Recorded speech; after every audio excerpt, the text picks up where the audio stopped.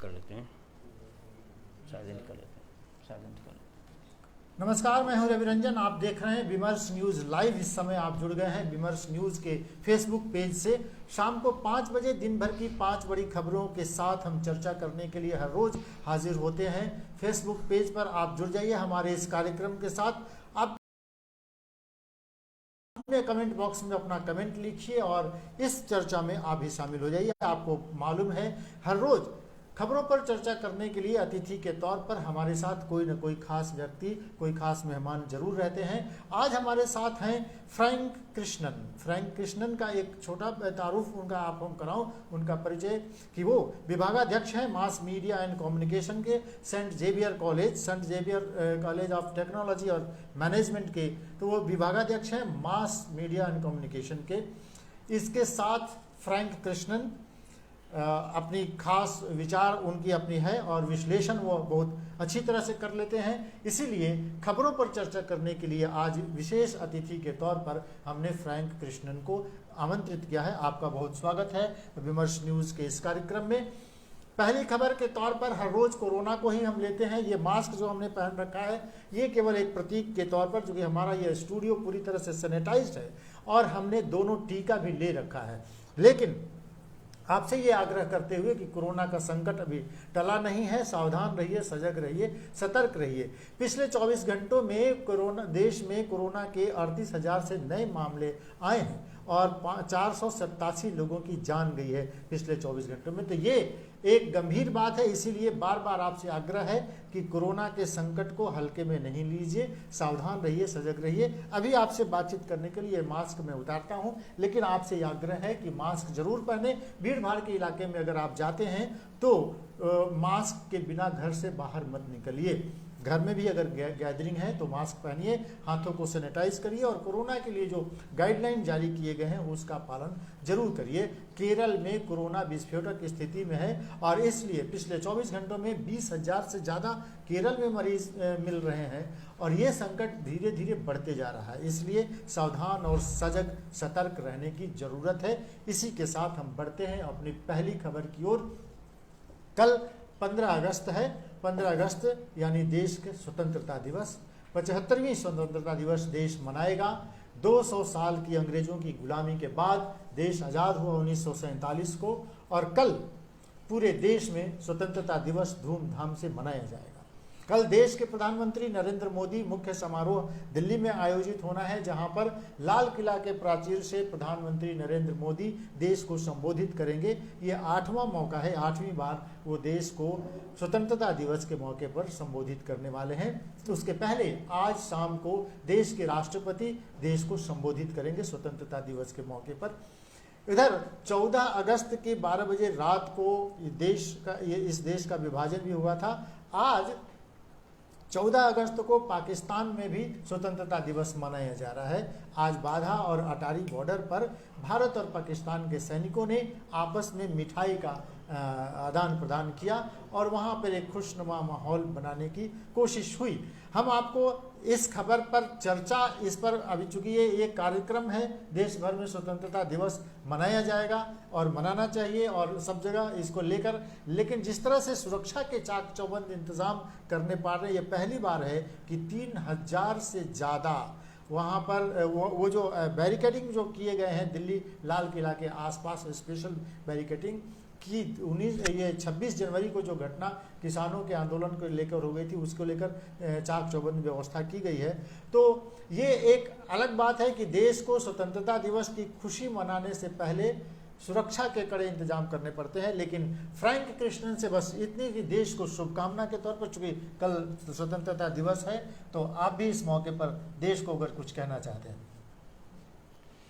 75 साल बहुत ही लंबे समय तो नहीं है एक देश के इतिहास में। हाँ। और 75 साल पहले जिस अरमान के साथ, जिस एक्सपेक्टेशन के साथ, जिस उत्साह के साथ हम लोग इस जर्नी पर चल पड़े, हाँ, तो आज जो है जरूर बहुत अच्छा लगता है कि हम लोग तो काफ़ी फैसले तय किए हैं, काफ़ी ऑब्स्टिकल्स तय किए हैं, लेकिन अभी जितना भी हम लोग जा रहे हैं, चल रहे हैं, हमारी सफ़र चल रही है, आगे भी बहुत कुछ हासिल करना है, आगे भी बहुत हमें करना है जी। तो यही मैं सोच रहा हूँ। बिल्कुल, देश को आज़ादी तो मिल गई, आज़ादी के मिले 75 साल हो गए, लेकिन कई ऐसे क्षेत्र हैं जिसमें अभी हमको आज़ादी मिली। शोषण है, उत्पीड़न है, स्वास्थ्य का क्षेत्र है, शिक्षा का क्षेत्र है, जातिवाद है और तमाम ऐसी समस्याएं हैं जिससे इस देश को अभी आज़ादी मिलनी है। तो आज़ादी की लड़ाई ये हम कह सकते हैं कि अभी ख़त्म नहीं हुई है, हमें आगे और लड़ाई लड़नी है और आगे बढ़ना है। ये देश आगे बढ़ता जाएगा।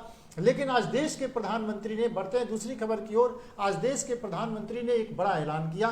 14 अगस्त को प्रधानमंत्री ने अपना दुख जाहिर करते हुए कहा कि हर साल अब 14 अगस्त को विभाजन विभीषिका स्मृति दिवस के रूप में मनाया जाएगा। विभाजन विभीषिका स्मृति दिवस 14 अगस्त को ही आधी रात को देश का विभाजन हो गया 1947 को। लाखों लोग मारे गए, लाखों लोग विस्थापित हुए। खास तौर पे महिलाओं को जो संकट झेलना पड़ा उस समय, दोनों ही देश से, उधर से भी लोग इधर आ रहे थे, इधर से भी उधर जा रहे थे और इसमें बड़ी हिंसा हुई, लाखों लोगों की जान गई, महिलाओं के साथ, उनके साथ जो अत्याचार हुआ, ये सब प्रधानमंत्री कहते हैं कि इस दिन को याद करना जरूरी है। प्रधानमंत्री यह भी कहते हैं कि ये आपसी द्वेष, वैमनस्य, ये इन सब ये खत्म हो, सद्भाव बढ़े, लोगों में भाईचारा और प्रेम बढ़े, इसलिए इस दिन को याद करके और उसके लिए कोशिश करना होगा। तो आज देश के प्रधानमंत्री ने एक बड़ी घोषणा की कि आगे हम लोग इसे विभाजन विभीषिका स्मृति दिवस के तौर पर 14 अगस्त को अब हर साल इसके लिए एक आयोजन होगा। किस तरह से देख रहे हैं प्रधानमंत्री के? जब आप ये न्यूज़ हमें बता रहे थे, समाचार बता रहे थे, 2 या 3 चीज थोड़ा मन में आता है। पहली बात है कि जहाँ तक इतिहास चलता है, ये विभाजन जो थे ये तो ब्रिटिश सरकार के हरबरी थे। हाँ। और ये बहुत ही, इन लोग ठीक तरह से सोचा भी नहीं इसको कि इसका परिणाम क्या हो सकता है। दूसरी बात यह है कि विभाजन जो है जरूर एक बहुत ही एक प्रकार का सौरफुल चीज है, सदमा पहुंचे देश को, 2 देश टुकड़ा हुआ। और ये अच्छी बात है कि प्रधानमंत्री ये सोच रहे हैं कि ये हमें ये बहुत ही रिमेम्बरेंस डे, जहाँ पर हम लोग सोचे, हम लोग याद करें कि इस विभाजन, जब एक देश का विभाजन होता है, एक प्रकार का सांप्रदायिक विभाजन हुआ था, बिल्कुल। और हम लोग कह सकते हैं कि जो ब्रिटिश का नीति जो ऐसा था, जो सांप्रदायिकता इस देश में लाया और इसी के में इन लोग विभाजन किए। बिल्कुल बिल्कुल। तो मैं सोचता हूँ कि आज का वक्त है, 75 साल का सालगिरह हमारे हो रहे हैं हमारी आज़ादी की, तो हमें भी, हम नागरिकों को भी, हम लोग को भी ये सोचना चाहिए कि भाई वो एक बार तो बंटवारा हुआ, खून खराबा हुआ। आजकल, आज के दौर में हमें ये खून खराबा, ये बंटवारा, ये सांप्रदायिकता से हमें बचना चाहिए, बिल्कुल। अगर प्रधानमंत्री का ये सोच जो है बहुत महान सोच है। अगर हम ऐसे सांप्रदायिक फोर्सेस को, ऐसे सांप्रदायिक जो तत्व है उनको हम लोग बहिष्कार करें और हम लोग आगे चल सके। बिल्कुल। प्रधानमंत्री ने ट्वीट करके ये जानकारी देते हुए उन्होंने लिखा कि 14 अगस्त को पाकिस्तान एक अलग देश बन गया। इस दौरान हुए विभाजन में काफ़ी दंगे हुए, लाखों लोगों को अपना घर बार छोड़ना पड़ा, जमीन जायदाद सब कुछ छोड़ना पड़ा, यहाँ तक कि लोगों को अपनी जान गंवानी पड़ी। इस बीच प्रधानमंत्री ने ऐलान किया कि 14 अगस्त को विभाजन विभीषिका स्मृति दिवस के तौर पर अब मनाया जाएगा। प्रधानमंत्री के इस कदम की हर जगह इस पर चर्चा चल रही है। हम लोगों ने आज खबर के तौर पर इस पर बातचीत की। फ्रैंक कृष्णन साहब ने गंभीर बात कही है और निश्चित रूप से इस दिन को याद करके आपसी सद्भाव, प्रेम, भाईचारा बढ़े, इसकी कोशिश होनी चाहिए। ये एक महत्वपूर्ण बात है, आज के दिन को इस तौर पे याद करना चाहिए। हमारे पड़ोसी देश में बढ़ते हैं अगली खबर की ओर। आज़ादी का खतरा। आज 14 तारीख को जब पाकिस्तान आज़ादी दिवस मना रहा है, कल हम लोग आज़ादी दिवस मनाएंगे, लेकिन बगल के पड़ोसी देश अफगानिस्तान में लोगों की आज़ादी छिनने वाली है, लोगों की आज़ादी खतरे में है। तालिबानियों ने अफगानिस्तान के 34 में से 14 राज्यों प्रांतों पर कब्जा कर लिया है और बहुत जल्दी वो कंधार और काबुल तक पहुंचने वाले, कंधार तो कल ही पहुंच गए, काबुल तक पहुंचने वाले हैं। और तालिबानियों ने कहा है कि वो इस पूरे शासन व्यवस्था को वो अपने हाथ में लेना चाहते हैं और वो लेकर रहेंगे। इसी बीच अफगानिस्तान के राष्ट्रपति करजई ने अभी थोड़ी देर पहले देश को संबोधित किया है। उन्होंने कहा है कि देश को हिंसा में झोंकने की उनकी मंशा नहीं है, नहीं होने देंगे, राष्ट्रीय संपत्ति का नुकसान नहीं होने देंगे और हर हाल में अपने देशवासियों की सुरक्षा करेंगे। हालांकि उन्होंने इस्तीफे की पेशकश नहीं की, लेकिन ये चर्चा अफगानिस्तान में तेजी से हो रही है कि जल्दी ही करजई अब इस्तीफा दे देंगे, क्योंकि वो उनकी सरकार और उनकी सेना तालिबानियों से हार चुकी है। उधर जो बाइडेन अमेरिका के राष्ट्रपति ने कहा है कि ये अफगानिस्तान की समस्या है, अफगानिस्तान इससे खुद निपटे, और अपने नागरिकों को निकालने के लिए अमेरिका ने 3000 से ज़्यादा सैनिक अफगानिस्तान में भेज दिए हैं। लेकिन उन्होंने कहा है कि हमारी सैन्य कार्रवाई तालिबान के खिलाफ नहीं होने जा रही, हम अपने नागरिकों को वहाँ से निकालने जा रहे हैं। उधर ब्रिटेन ने भी 600 सैनिकों को अपने नागरिकों को निकालने के लिए भेजा है। भारत ने भी एक गाइडलाइन जारी करते हुए और अपने नागरिकों को पहले ही कह दिया था कि वहाँ से आप निकलिए, और मंगलवार को, पिछले मंगलवार को एक विशेष विमान अफगानिस्तान भेजकर उनको वापस लाने की कोशिश शुरू हो गई है। इन सब के बीच रूस ने अफगानिस्तान की समस्या पर बातचीत करने के लिए कई देशों की एक बैठक बुलाई है। ये बैठक कतर में होने वाली है, लेकिन खास बात है कि इस बैठक में रूस ने भारत को नहीं बुलाया है। इन सब के बीच तालिबानियों की तरफ से उनके प्रवक्ता ने कहा है कि भारत अगर सैन्य कार्रवाई की कोशिश करेगा तो उसे गंभीर समस्या, उनको गंभीर परिणाम भुगतने होंगे। ये चेतावनी भारत को दी है। लेकिन उसके साथ ही तालिबानियों के प्रवक्ता ने यह भी कहा है कि भारत के तरफ से अफगानिस्तान में जो कुछ भी विकास के काम किए गए हैं और किए जा रहे हैं, उन सब की वो सराहना करते हैं और ये काम होने चाहिए। तालिबानियों की तरफ से यह भी कहा गया है कि किसी भी दूतावास को घबराने की और चिंता करने की जरूरत नहीं है। तालिबानियों की तरफ से किसी भी दूतावास पर कोई हमला नहीं किया जाएगा और सभी लोग यहाँ सुरक्षित रहेंगे। तो ये अभी हमारे पड़ोस में जब हम लोग देश की आज़ादी का जश्न मना रहे होंगे, पाकिस्तान देश की आज़ादी का जश्न मना रहा है और उधर अफगानिस्तान में आज़ादी का संकट खड़ा है। फ्रैंक कृष्णन साहब से इस गंभीर विषय पर हम लोग बातचीत करेंगे। जहां अफगानिस्तान के सफ़र अगर हम लोग देखें तो ये बेचारे, ये एक छोटा सा देश, ये दूसरे देशों के हस्तक्षेप में ये एक प्रकार का फुटबॉल हो गया है। बिल्कुल बिल्कुल। आज रशिया दुनिया को बताने चाह रहे हैं कि वो बहुत कंसर्न्ड है। हाँ, लेकिन रशिया सबसे पहले तो वो अपना खेल खेला, उसके बाद अमेरिका अपना खेल खेला। जहाँ तक उनके जब न्यूयॉर्क टावर्स गिरे तब उसके बाद बिन लादेन के पीछे अमेरिका ने डेमोक्रेसी के नाम में करजाई और अफगानिस्तान गवर्नमेंट को उन लोग सपोर्ट किए जब तक उनके लिए ठीक था, चल रहा था। अभी इन लोग हाथ खींच लिए हैं कि अपनी समस्या समझो, और कल तक इस समस्या के साथ खड़े थे। तो यही हम लोगों को भी समझना है कि भाई नॉर्थ साउथ का जो जियो पॉलिटिक्स है किस तरह से हो रही है, एंड एवरीथिंग सच में इकोनॉमिक्स है, बिजनेस है। अभी उनके मेरे ख्याल से उनके बिजनेस ऑफ आर्म सेल जो है थोड़ा सा गड़बड़ा रहे हैं, इसीलिए शायद उन लोग हटा रहे हैं।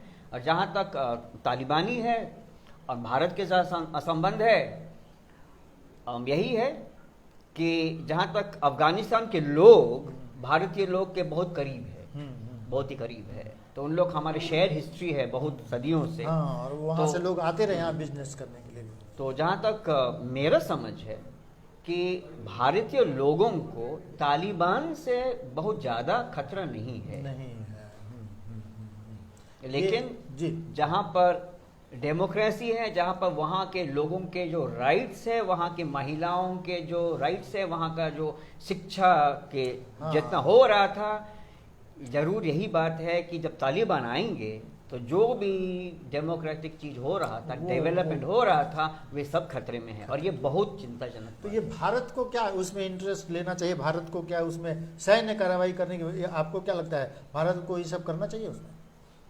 जहां भारत के सवाल है, this is for the defence ministry to think, क्योंकि ये सिर्फ इतना आसान नहीं है कि जाकर के आप सेना भेजिए। मेन थिंग इज कि हमारे जो फॉरेन क्या कहते हैं, फॉरेन मिनिस्ट्री जो है, एक्सटर्नल अफेयर्स मिनिस्ट्री है, इन लोग को सोचना चाहिए किस तरह से उन लोग ये कर सकते कैसे हैं, करेंगे, कैसे करेंगे। लेकिन चलिए, तालिबान के प्रवक्ता मोहम्मद सुहेल शाहीन ने ये कहा है कि किसी भी देश के दूतावास को घबराने और चिंता करने की ज़रूरत नहीं है, किसी को भी कोई क्षति नहीं पहुंचाई जाएगी।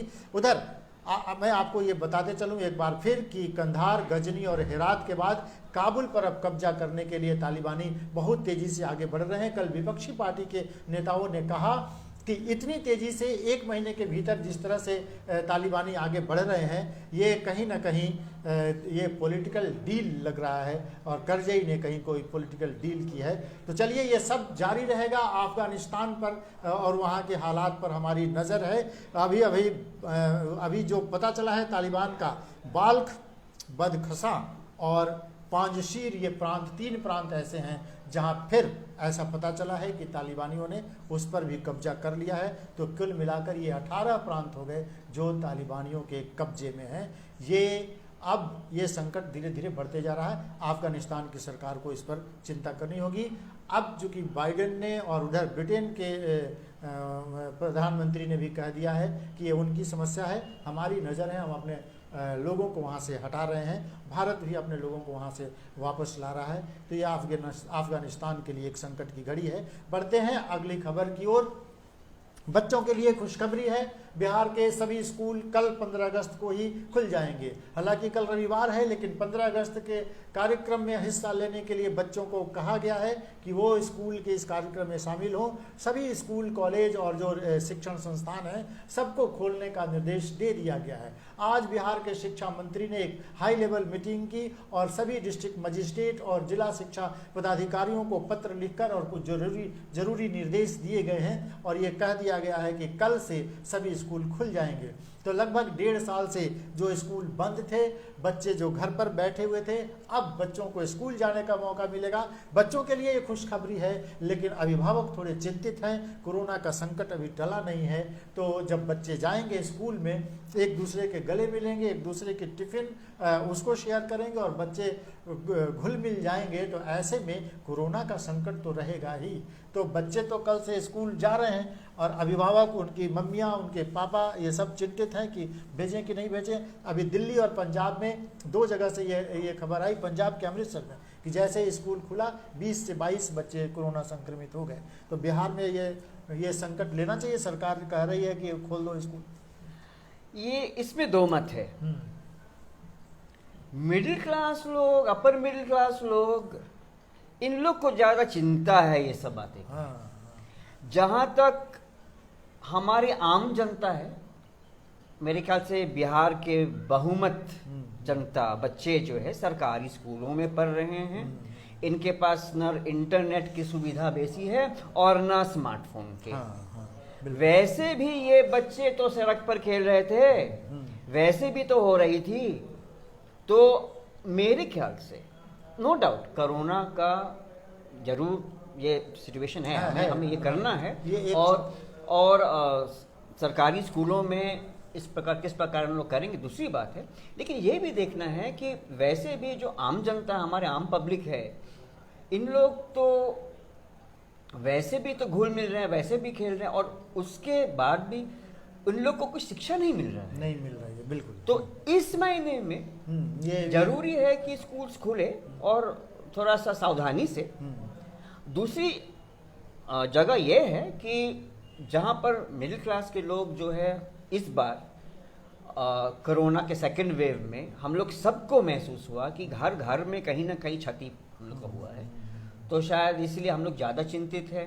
और आप सही कहे हैं कि जहाँ कुछ ये हो रहा है, स्कूल खुल रहा है, कुछ हो रहा है, तो संभावना ज़्यादा है। तो लेकिन ये कोरोना कल ख़त्म नहीं होगा। हम लोग को आगे बढ़ना है। उसके कोरोना के साथ जीने की आदत हम लोग को लगाना है। बिल्कुल। तो ये अच्छी बात है कि कल से बच्चों के स्कूल खुल रहे हैं। हालांकि कल रविवार के दिन 15 अगस्त का जो झंडोत्तोलन का कार्यक्रम होगा, उसके बाद स्कूल बंद हो जाएगा और फिर सोमवार से बच्चे अपने स्कूल जाना शुरू करेंगे। तो बच्चों के लिए बहुत बड़ी खुशखबरी है कि बिहार के सभी स्कूलों को खोलने की इजाज़त राज्य सरकार ने दे दी है। शिक्षा मंत्री ने आज ही उच्च अधिकारियों के साथ एक हाई लेवल मीटिंग की है और सभी डिस्ट्रिक्ट मजिस्ट्रेट और जिला शिक्षा पदाधिकारियों को ये सूचना भेज दी गई है कि कल से सभी स्कूल खुल जाएंगे। कोरोना गाइडलाइन का पालन करना स्कूलों को जरूरी है। आधी उपस्थिति के साथ, पहले तो ये कहा गया कि आधी उपस्थिति के साथ बच्चे आएंगे। वहाँ पर जो स्कूल स्टाफ हैं, ये देखा जाएगा कि वो सब ने टीका लिया कि नहीं लिया। स्कूल स्टाफ के अलावा जो बस चलाने वाले हैं, जो कंडक्टर हैं या बच्चे जिस वाहन से स्कूल जाते हैं, सबको कोरोना का टीका लेना बहुत ज़रूरी है। टीकाकरण की गति बहुत धीमी चल रही है, लेकिन सरकार का ये फैसला देखना दिलचस्प होगा कि किस तरह से सरकार इसको मैनेज करती है। लेकिन अच्छी बात है कि कल से सभी शिक्षण संस्थान खुल रहे हैं। बढ़ते हैं आज की अगली खबर की ओर। ये बिहार की राजनीतिक खबर है। इस पर फ्रैंक कृष्णन साहब अभी कह रहे हैं कि हम राजनीति पर कुछ नहीं बोलना चाहते, लेकिन उनकी बात, उनके विश्लेषण को हम थोड़ा उसमें शामिल करेंगे। पिछले कई दिनों से बिहार की राजनीति में जातीय जनगणना को लेकर चर्चा जोरों पर है। पक्ष और विपक्ष के बीच जम के इस बात को लेकर एक दूसरे के ऊपर आरोप प्रत्यारोप लगाए जा रहे हैं। नीतीश कुमार जातीय जनगणना के सबसे बड़े हिमायती बनकर खड़े हुए और नीतीश कुमार ने यह कहा है कि बिहार विधानमंडल के दोनों सदनों में जो प्रस्ताव 2 बार पारित हो चुके हैं वो क्यों नहीं होना चाहिए। तो जातीय जनगणना को लेकर उन्होंने प्रधानमंत्री को एक चिट्ठी 4 अगस्त को लिखी थी। कल तेजस्वी यादव ने प्रधानमंत्री को एक पत्र लिखा। तेजस्वी यादव ने लिखा कि आप बिहार के मुख्यमंत्री नीतीश कुमार का अपमान कर रहे हैं। नीतीश कुमार ने तो कितना दिन पहले आपको एक पत्र लिखकर इस पर अपनी राय मांगी है और आपसे वो मिलना चाहते हैं, लेकिन आप उनसे मिलना नहीं चाहते। लेकिन आज ये खबर आई है कि पीएमओ से, प्रधानमंत्री कार्यालय से बिहार के मुख्यमंत्री कार्यालय को एक चिट्ठी आई है और जिसमें ये बताया गया है कि मुख्यमंत्री की चिट्ठी प्रधानमंत्री को मिल गई है और वो जल्दी ही मुख्यमंत्री और प्रधानमंत्री दोनों की मुलाकात हो सकती है। तो चर्चा अब इस पे चल रही है कि नीतीश कुमार और प्रधानमंत्री की मुलाकात अब होने वाली है। उधर बिहार के डिप्टी सीएम रेणु देवी ने कह दिया है कि बिहार जातीय जनगणना करवाने के लिए स्वतंत्र है। जैसे उड़ीसा और कर्नाटक 2 राज्यों में जातीय जनगणना वहाँ की सरकार ने कराई है, तो बिहार की सरकार भी अपना करा ले, उसमें कोई हर्ज नहीं है। लेकिन प्रधानमंत्री इस बारे में क्या कहेंगे ये देखना दिलचस्प होगा। लेकिन राजनीति की इस चर्चा पर हम उस पर आपको शामिल नहीं करेंगे, लेकिन ये कहेंगे जातीय जनगणना पर ये जो विवाद है उस पर आप क्या करें। देखो, छोटी मुँह बड़ी बात जी। ठीक है, जातीय जनगणना तो लालू जी भी वो ये किया था कि हम लोग को देखना है कि कितने कितने लोग कौन से स्तर पे है, और ये ऑफकोर्स आपका जो रिजर्वेशन की बातें हैं और ये सब की बातें हैं। लेकिन मुझे लगता है कि ये एक बहुत दिलचस्प ये पॉलिटिकल फुटबॉल हो रहा है, जहाँ पर एक दल थोड़ा सा ये दिखाने चाहते हैं, जताने चाहते हैं कि हमारा नीतीश कुमार जी का कोई हैसियत ही नहीं है। और देखिए, मैं थोड़ा सा यही कर रहा हूँ। अभी अगर उनके जो, अब जैसे आप कह रहे थे, अभी हम आपसे सुने हैं कि हमारे डेप्यूटी चीफ मिनिस्टर वो कह रही है कि इसमें क्या हर्ज है, हम लोग अपने पैसे से करेंगे। तो हमको लगता है कि कहीं ये तालमेल में प्रॉब्लम हो रहा है। और दूसरी बात है यही है कि तेजस्वी महाराज जो है वो भी अपना बहुत बढ़िया से वो ये कर रहा है। तो यही मुझे थोड़ा सा कॉमेडी लग रहा है, कॉमेडी लग रहा है।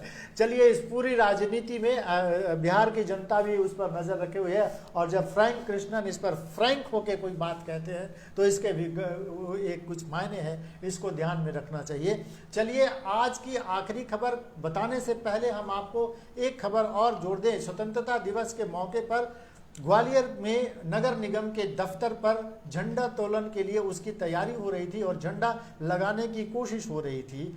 एक हाइड्रोलिक मशीन के जरिए 4 लोग उस झंडा लगाने के लिए उसके ऊपर चढ़े थे और अचानक हाइड्रोलिक मशीन गिर गई, टूट गई और उस पे से 4 लोग नीचे गिर गए और उनमें से 3 की घटनास्थल पे ही मौत हो गई। तो ये एक दुखद खबर थी वहाँ के लिए। और स्वतंत्रता दिवस के पहले जब एक बड़ा आयोजन होने जा रहा था तो ग्वालियर के नगर निगम परिसर में 3 लोगों की अचानक ऊपर से गिर जाने से मौत हो गई। ये एक दुखद खबर है।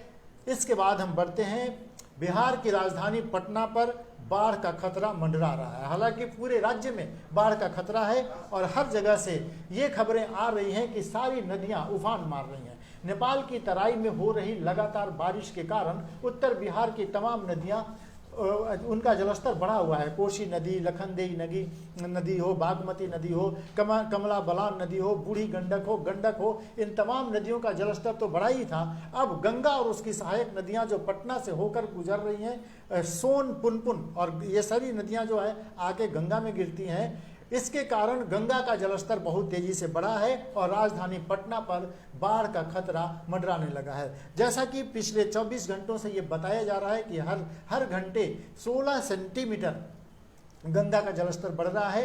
पटना में जो सेफ्टी वाल है, पटना को बचाने की वाला जो दीवार है, उसका सेफ्टी वॉल्व जिसको हम कहते हैं, जो बीच बीच में जो गेट बनाए गए थे उनको नाइलन क्रेटिंग के जरिए उनको बंद किया गया है। सारे स्लुइस गेट को बंद कर दिए गए हैं। इसके अलावा जगह जगह जो फाटक थे उनको भी बंद करने के निर्देश दे दिए गए हैं। बिहार के मुख्यमंत्री नीतीश कुमार ने पिछले 3 दिनों में 3 बार पटना के तटबंधों का जायजा लिया है। कल वो छपरा और भोजपुर भी गए थे और छपरा गंगा नदी पर जो पुल बनी है, आरा और छपरा को जोड़ने वाली, उस पुल के आसपास भी उन्होंने सबका मुआयना किया और ये अधिकारियों को निर्देश दिया। नीतीश कुमार ने कहा है कि 2016 की स्थिति हम नहीं बनने देंगे। हमारे संवाददाता कुमार आकाश और प्रकाश जो कैमरा पर्सन हैं, जो हमारे वीडियो जर्नलिस्ट कुमार प्रकाश हैं और हमारे रिपोर्टर कुमार आकाश, इन दोनों ने आज पटना में लगभग 8-10 किलोमीटर वो जो तटबंध है उसका मुआयना किया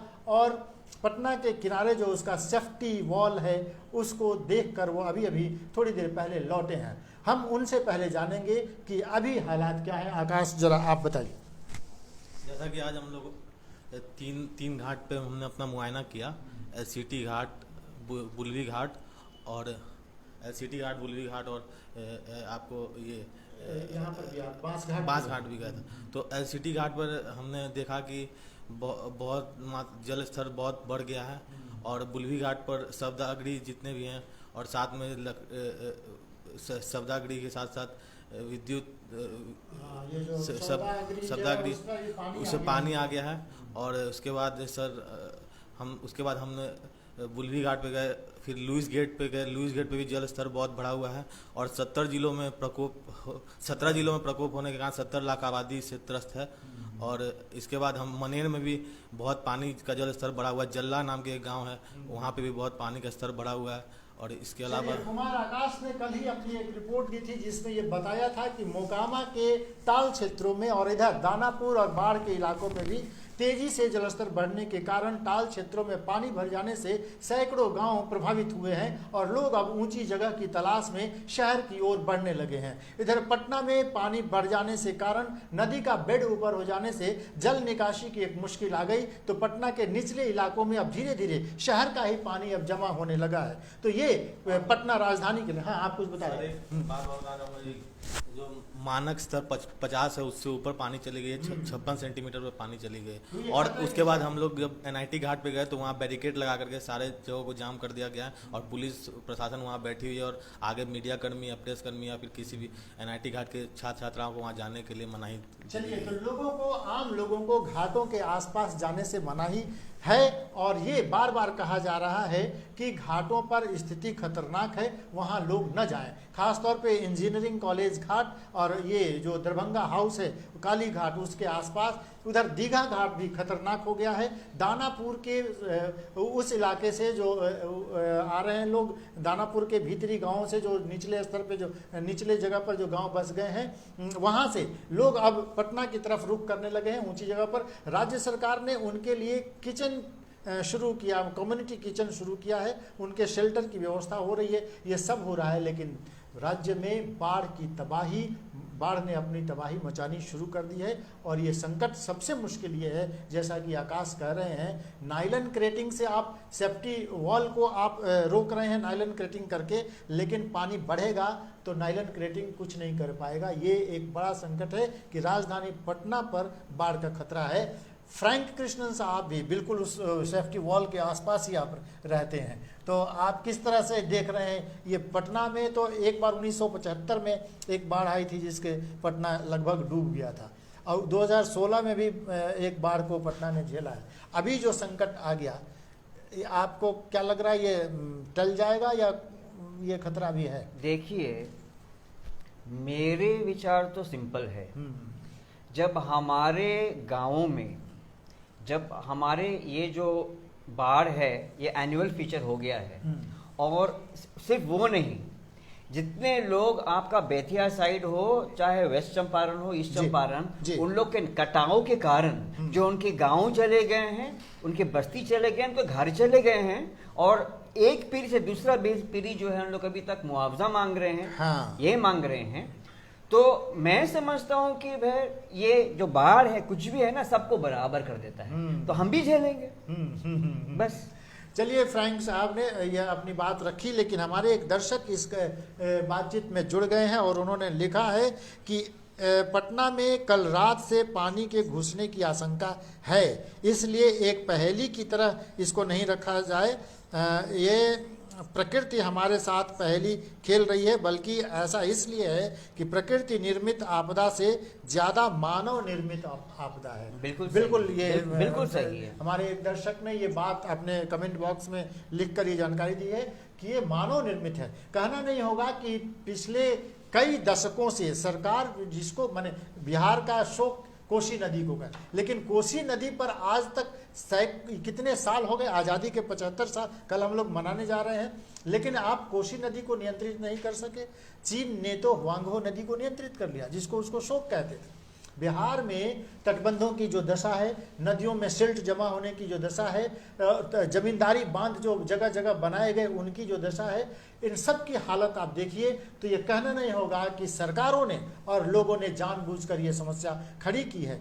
हम आपको बताएं, उत्तर बिहार के दरभंगा और मुजफ्फरपुर और उधर सीतामढ़ी के कई इलाके ऐसे हैं जहां तटबंधों के भीतर बसे हुए सैकड़ों गांव के लोग बाढ़ आने के बाद बांध को खुद काट देते हैं और पानी जो है दूसरे इलाकों में भर जाता है, निचले इलाकों में, और वो पानी 6 महीने तक वहीं पर जमा रहता है, चूंकि नदी का बेड जो है वो ऊपर है, वो पानी निकल नहीं पाता। तो ये संकट निश्चित रूप से मानव निर्मित है। सरकारों ने जानबूझकर ये समस्या खड़ा रखना, उनको लगता है कि ठीक है कि कुछ लोगों को शेल्टर देंगे, कुछ लोगों को 1 क्विंटल अनाज देंगे, कुछ को बर्तन और कपड़े देंगे और वाहवाही लूटेंगे, और अगली बार उसके बदले में वोट मिलेगा। ये वोट की राजनीति की तरह ही इसको सरकारों ने लिया है। आप तो लगभग यही कुछ कहना चाह रहे थे। साथ में तो हमारी सबकी जिम्मेवारी है। हम लोग के पास भी कितना, क्या कहते हैं उसको, सिविक सेंस हमारे भी कितने हैं, ये भी तो हम लोग को देखना है। बिल्कुल। तो ये मानव निर्मित समस्या है और इस समस्या से राजधानी पटना जूझ रहा है। हम लोग ये उम्मीद कर सकते हैं कि गंगा का जलस्तर धीरे धीरे घटे, क्योंकि ये संकट आएगा तो पटना में एक बार फिर तबाही मचेगी। ये थी आज की हमारी दिन भर की 5 बड़ी खबरें। कल शाम को 5 बजे दिन भर की 5 बड़ी खबरों के साथ फिर हम हाजिर हो जाएंगे। बने रहिए हमारे साथ, देखते रहिए विमर्श न्यूज। लेकिन हमारा यूट्यूब चैनल भी है जिसको अगर आपने अभी तक सब्सक्राइब नहीं किया तो उसे जल्दी से सब्सक्राइब कीजिए। उसके बगल में जो बेल आइकन है उसे दबाइए। हमारे वेबसाइट पर भी आप जाकर अच्छी अच्छी खबरें पढ़ सकते हैं। तो देखते रहिए विमर्श न्यूज। कल तक के लिए दीजिए इजाजत। नमस्कार।